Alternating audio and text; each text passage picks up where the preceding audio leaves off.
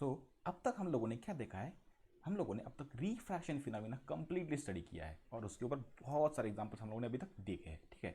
But कई बार आप लोग कुछ ऐसे एग्जांपल देखते हो डेली लाइफ में, तो आप लोग कंफ्यूज हो जाते हो कि रिफ्रैक्शन और रिफ्लेक्शन क्या साथ में आकर करते हैं। हाँ, तो इसका आंसर है यस।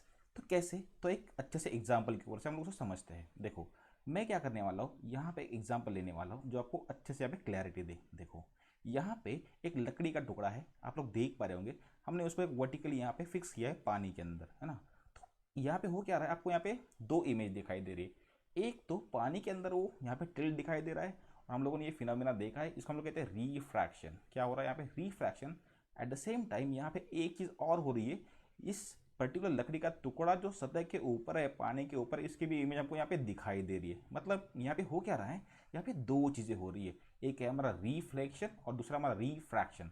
तो कैसे उसको आइडेंटिफाई करेंगे, तो जो पानी के अंदर है, मतलब एक मीडियम से दूसरे मीडियम में, मतलब हम लोग बाहर से देख रहे हैं, मान लो हमारी आँख यहाँ कहीं है ना, हम लोग यहाँ से अंदर की तरफ देख रहे हैं, पानी के अंदर देख रहे हैं, तो पानी के अंदर जो लकड़ी का टुकड़ा है वो हमारा रिफ्रैक्शन फिनोमिना है। और इस पानी के बाहर वाले लकड़ी के टुकड़े का जो हमारा इमेज है, इसको हम लोग कहेंगे रिफ्लेक्शन।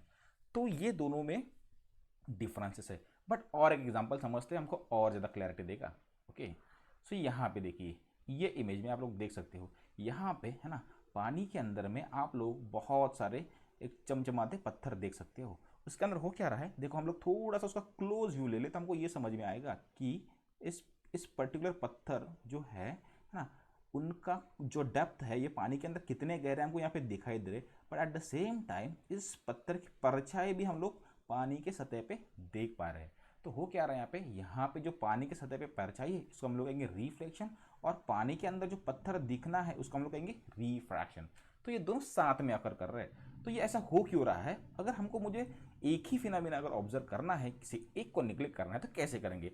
इसलिए आज के इस टॉपिक का हमारा हेडिंग है critical angle and total internal reflection. मतलब हम लोग रिफ्रैक्शन को अवॉइड करके रिफ्लेक्शन कैसे ला सकते हैं।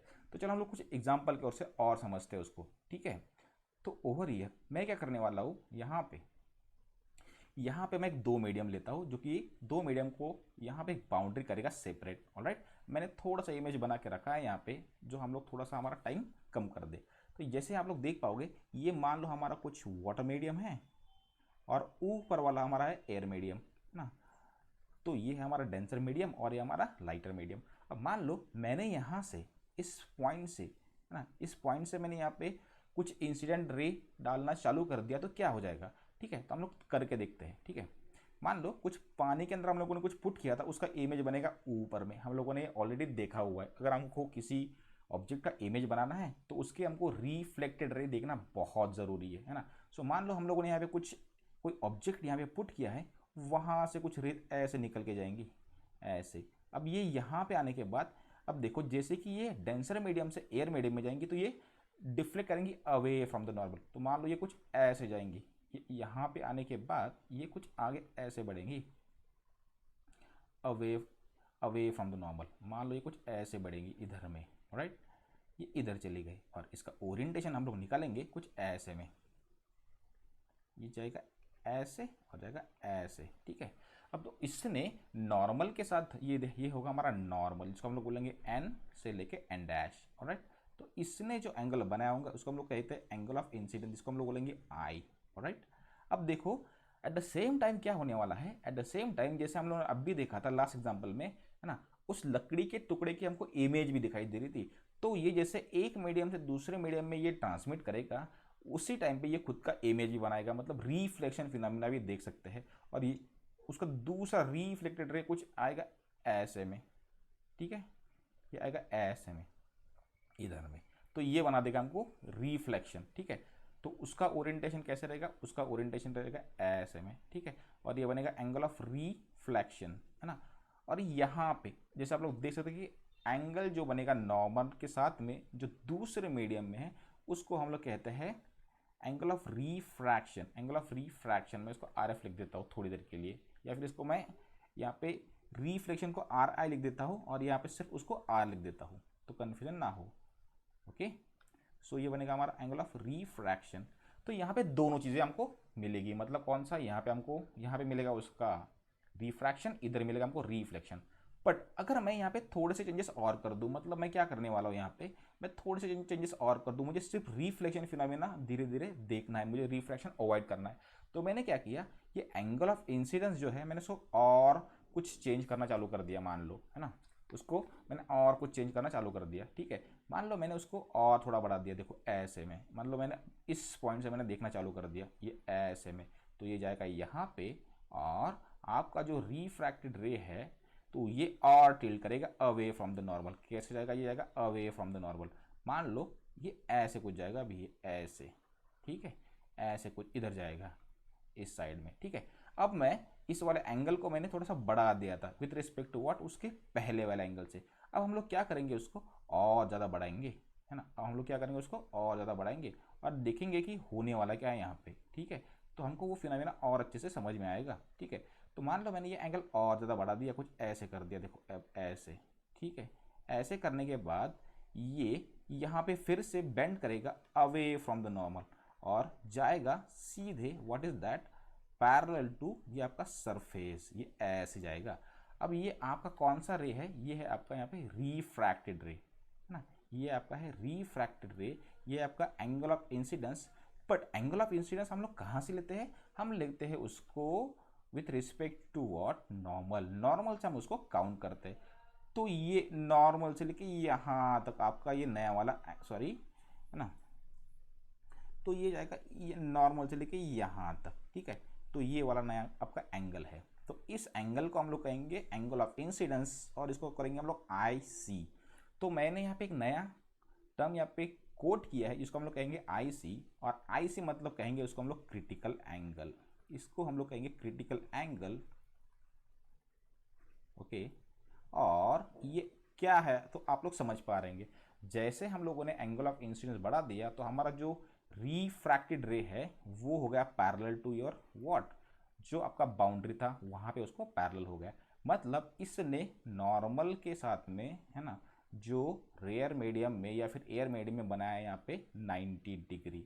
तो आपका जो आर है इसको हम लोग कहेंगे एंगल ऑफ रिफ्रैक्शन बन गया आपका 90 डिग्री। तो क्रिटिकल एंगल क्या होता है, आप लोग ऐसे एंगल से रे इंसिडेंट करो कि आपका जो रिफ्रैक्शन एंगल है वो 90 डिग्री बन जाए, ठीक है। इसको हम लोग कहेंगे क्रिटिकल एंगल।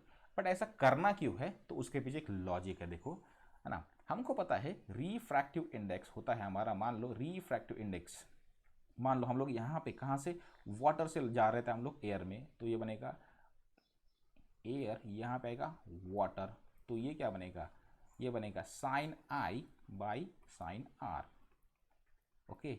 अब साइन आई मतलब कौन है, हम लोगों ने आई रिप्लेस किया आई सी से, तो ये बनेगा sine of critical angle by what, sine of 90 degree, क्योंकि यहाँ पे इसने 90 डिग्री बनाया था, ये पैरेलल हो गया था। अब ये यहाँ पे हो क्या रहा है, ये बनेगा आपका refractive index of air with respect to water, बनेगा sine of I C by sine 90 होता है 1, मतलब ये आपस में हो गया equal. So refractive index of air with respect to water हमारा आ चुका है साइन ऑफ आई सी मतलब होगा हमारा क्रिटिकल एंगल, ऑलराइट। अब आगे देखते हैं, ये हो गया हमारा यहाँ पे। बट जनरली हमारे पास टेक्स्ट बुक में या फिर बहुत सारे बुक में हम लोग जो रिफ्रैक्टिव इंडेक्स निकालते हैं, हम लोग क्या करते हैं, उसको निकालते हैं विथ रिस्पेक्ट टू एयर निकालते हैं। तो मैं थोड़ा सा उसको और अच्छे से लिखूंगा तो ये क्या हो जाएगा, थोड़ा सा उसको और ये हो जाएगा रिवर्स। मतलब कैसे, हम लोग यहाँ पे बना लेते हैं उसको, मतलब मैंने उसको ऐसे लिखा भी, refractive index of water with respect to air, तो ये बन जाएगा उसका इनवर्स, मतलब ये बनेगा 1 upon refractive index of air with respect to water, और ये बन गया 1 अपॉन, यहाँ भी लिखते हैं हम लोग, ये बनेगा 1 upon sine of what, your critical angle, okay. तो ये बात समझ में आ गई हमारे पास कि रिफ्रैक्टिव इंडेक्स जो है मीडियम का, रिफ्रैक्टिव इंडेक्स जो है ये इनवर्सली प्रोपोर्शनल है किसको, sine of critical angle. But ये क्रिटिकल एंगल फाइंड क्यों किया और होता क्या है, तो क्रिटिकल एंगल एक ऐसा एंगल है जिस एंगल से हम लोगों ने उसको इंसिडेंट किया इस क्रिटिकल एंगल से, तो ये बनाएगा 90 डिग्री विथ नॉर्मल। कहाँ पे बनाएगा, ये दूसरे मीडियम में। बट अब क्या हो रहा है, मान लो मैंने और कुछ यहाँ पे, अब मैंने और एंगल ऑफ इंसिडेंस और बढ़ा दिया, मैंने यहाँ से क्रिटिकल एंगल से और ज़्यादा बढ़ा दिया, अब ये गया यहाँ पे। अब इसके बाद में ये दूसरे मीडियम में ट्रांसफर नहीं करेगा, ये जाएगा अब नीचे में, मतलब ये करेगा रिफ्लेक्शन। अब ये दिखाई देगा कुछ ऐसे में, मतलब हम लोगों को अब दिखाई देगा सिर्फ रिफ्लेक्शन। मतलब अगर मेरा incident ray more than critical angle है तो हमको सिर्फ दिखाई देगा यहाँ पे रिफ्लेक्शन फिनोमिना। क्या कहा मैंने, यहाँ पे दिखाई देगा सिर्फ रिफ्लेक्शन फिनोमिना। वेराज अगर angle of incidence equals to critical angle है तो हमको यहाँ पे जो रिफ्रैक्टेड रे है वो रहेगा पैरेलल टू योर सरफेस, ठीक है, और साथ में आपको मिलेगा रिफ्लेक्शन फिनोमिना। ओके, बट अगर मेरा angle of incidence less than critical angle है ना, it is less than critical angle है, तो क्या बनेगा गाइज, यहाँ पे बनेगा हम लोगों का लेस देन क्रिटिकल एंगल। हमको यहाँ पे रिफ्रैक्शन ज़्यादा दिखाई देगा और रिफ्लेक्शन थोड़ा डिमिनिश दिखाई देगा। तो ये है यहाँ पे। ओके, तो अब इसके ऊपर से हम लोग और कुछ पॉइंट कंक्लूड कर सकते हैं। देखो, तो हम लोगों ने एक चीज़ यहाँ पे ढूंढ के निकाली है कि रिफ्रैक्टिव इंडेक्स है ना, और क्या होगा हमारा क्रिटिकल एंगल जो है ये इनवर्सली प्रोपोर्शनल है। ऐसा क्यों?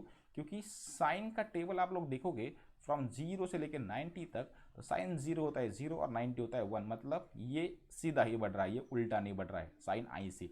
तो अगर आप लोग यहाँ पे मान लो आप लोगों ने यहाँ पे रिफ्रैक्टिव इंडेक्स बढ़ा दिया तो आप क्रिटिकल एंगल कम हो जाएगा, और क्रिटिकल एंगल बढ़ा दिया तो रिफ्रैक्टिव इंडेक्स कम हो जाएगा, क्योंकि ये आपस में इनवर्सली प्रोपोर्शनल है। तो इसके ऊपर से एक बात पता चल गई कि रिफ्रैक्टिव इंडेक्स अगर किसी चीज़ का हम लोग बढ़ा दे, है ना, किसी मीडियम का रिफ्रैक्टिव इंडेक्स हम लोग बढ़ा दे, तो हमको ये समझ में आएगा कि आपका क्रिटिकल एंगल जो है वो कम हो जाएगा। तो हम लोग उसको और अच्छे से समझते इस वाले चार्ट के ऊपर से, ठीक है। तो ये चार्ट आपको क्या समझा दे रहा है, तो हम लोग यहाँ पे देखते हैं। तो इस वाले चार्ट के ऊपर से देखो, है ना, यहाँ पे वाटर मीडियम का जो रिफ्रैक्टिव इंडेक्स है ना, तो वो है हमारा 1.33। तो रिफ्रैक्टिव इंडेक्स आपको क्या देता है, रिफ्रैक्टिव इंडेक्स आपको जस्ट कंपैरिजन देता है, किसके साथ में, एयर के साथ में आपका स्पीड यानी लाइट का स्पीड कितना है। ये एयर का speed with respect to water 1.33 है, विद रिस्पेक्ट टू टर्पेटाइन 1.47 और डायमंड में 2.47। तो मैंने अभी कहा था कि यहाँ पे क्रिटिकल एंगल है ना और रिफ्रैक्टिव इंडेक्स आपस में इनवर्सली प्रोपोर्शनल है, तो ये बनेगा 1 sine of your critical angle. Alright, तो देखो हम लोग अगर रिफ्रैक्टिव इंडेक्स बढ़ा दें यहाँ पे तो ये क्रिटिकल एंगल कम हो रहा है। कैसे?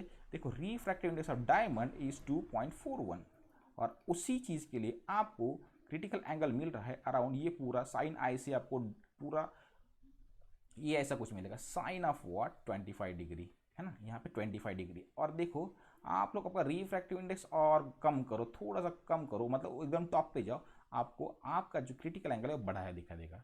तो देखो ये इनवर्सली प्रोपोर्शनल काम कर रहे हैं यहाँ पे। ऑलराइट, तो अब लास्ट पॉइंट इस चीज़ का हम लोग उसके बाद उसको कंक्लूजन में लाएंगे। तो क्या हो जाएगा, देखो यहाँ पे, है ना, मान लो कौन से फैक्टर्स यहाँ पे इसको अफेक्ट करेंगे। तो हम लोगों ने देखा है कि रिफ्रैक्टिव इंडेक्स के ऊपर जो फैक्टर अफेक्ट करेंगे ऑब्वियसली क्रिटिकल एंगल को भी वही अफेक्ट करने वाले। कैसे? देखो, जैसे कि रिफ्रैक्टिव इंडेक्स और आपका क्रिटिकल एंगल जो है वो इनवर्सली प्रोपोर्शनल है ना। तो एक पहला फैक्टर लेता हूं मैं जिसको हम लोग कहेंगे वेवलेंथ, और दूसरा फैक्टर मैं लेता हूं टेम्परेचर, है ना।